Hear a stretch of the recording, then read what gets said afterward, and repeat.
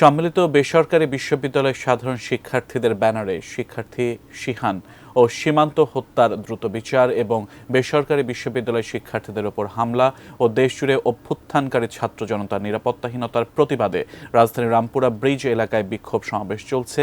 আমরা সরাসরি যুক্ত হব সহকর্মী মহসিন কবিরের সাথে, বিস্তারিত জানবো তার কাছ থেকে। মহসিন, সড়ক অবরোধের বিস্তারিত আপনার কাছ থেকে জানতে চাই।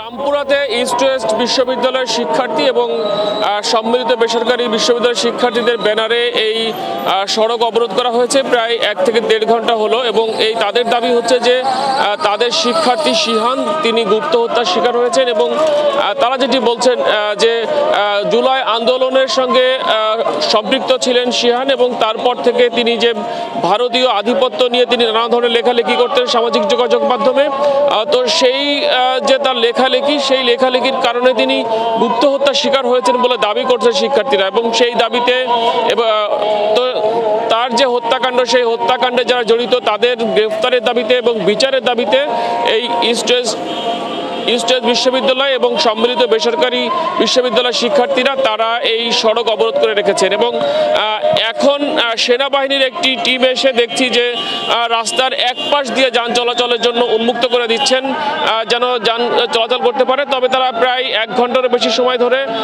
এই সড়কটি অবরোধ করে রেখেছেন এবং একটি মাত্র লেন শুধুমাত্র খুলে রেখেছিলেন। এখন সেনাবাহিনীর সদস্যরা দেখতে পাচ্ছেন যে তারা এসে তারা এই পরিস্থিতি যেন অন্তত যেন যান চলাচল যেন স্বাভাবিক থাকে এবং শিক্ষার্থীরাও সড়কের একপাশে রয়েছেন সেটি আমরা দেখতে পাচ্ছি এবং শিক্ষার্থীরা রয়েছেন, আইন শৃঙ্খলা রক্ষাকারী বাহিনীর সদস্যরা রয়েছেন এবং শুরু থেকে দেখেছিলাম যে পুলিশের পক্ষ থেকে তাদের সঙ্গে কথা বলা হয়েছিল যে এটি জানেন যে ঢাকার একটি ব্যস্ততম সড়ক, স্বাভাবিকভাবে এই সড়কটি যদি আটকে থাকে তাহলে দীর্ঘ যানজটের পরিস্থিতির সৃষ্টি হয়। তো সেই পরিস্থিতি থেকে তাদেরকে সরে যাওয়ার জন্য অনুরোধ করা হয়েছিল শুরু থেকে পুলিশের পক্ষ থেকে। তবে ব্রেকফাস্ট, টিফিন কিংবা স্ন্যাক টাইমে মজাদার আয়োজন মানে অল টাইম ব্রেড।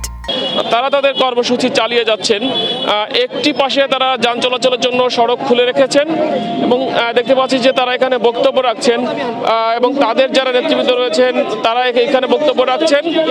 আমরা একটু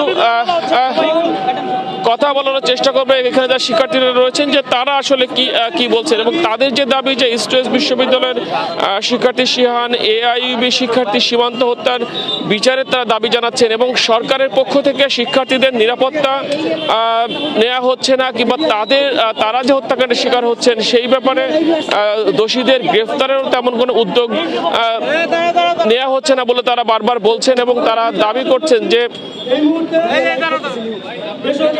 আচ্ছা এই মুহূর্তে শিক্ষার্থীরা তাদের কর্মসূচি ঘোষণা করছেন। আমরা একটু তাদের কর্মসূচি একটু শুনে আসতে চাই। থাকুন।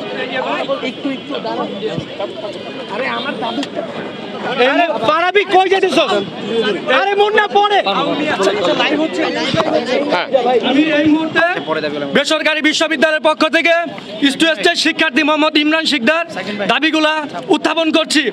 1 নম্বর দাবি, আন্দোলনরত সকল শিক্ষার্থীদের নিরাপত্তা নিশ্চিত করতে হবে এবং স্বরাষ্ট্র মন্ত্রণালয় থেকে একটি লিখিত প্রজ্ঞাপন জারি করতে হবে। 2 নম্বর দাবি, এই পর্যন্ত আমাদের 5 জন শিক্ষার্থীকে হত্যা করা হয়েছে, তাদের আসামিদেরকে শনাক্ত করে তাদের দ্রুত বিচারের আওতায় আনতে হবে। আপনাদের যে কর্মসূচি চলছে সেটা কতক্ষণ চালাবেন? আমরা দেখছি যে সেনাবাহিনী এসছে, র্যাব এসছে, সেই ব্যাপারে আমি বলবো এটা বলা হবে। কোশ্চেনগুলো পরে কই নাকি দাবিগুলো শেষ করে নেই, আগে দাবিগুলো বলো। 3 নম্বর দাবি হচ্ছে পরে নিচ্ছি, হত্যার পিছনে কারা আছে এদের শনাক্ত করতে হবে এবং সবার সামনে হাজির করতে হবে। এই হচ্ছে ইস্ট ওয়েস্ট ইউনিভার্সিটির পক্ষ থেকে 3 দফা দাবি। এবার সর্বজনীন ভাবে দেখছিলাম যে শিক্ষার্থীদের পক্ষ থেকে 3 দফা দাবি দেওয়া হয়েছে এবং সেই দাবির মধ্যে রয়েছে যে যারা শিক্ষার্থী হত্যাকাণ্ডের সঙ্গে যারা জড়িত রয়েছেন তাদেরকে গ্রেফতার করতে হবে এবং তাদের বিচার নিশ্চিত করতে হবে এবং তার জন্য স্বরাষ্ট্র মন্ত্রণালয়ের পক্ষ থেকে যথাযথভাবে কার্যকর ব্যবস্থা নিতে হবে, সেই ধরনের তারা দাবি করছেন।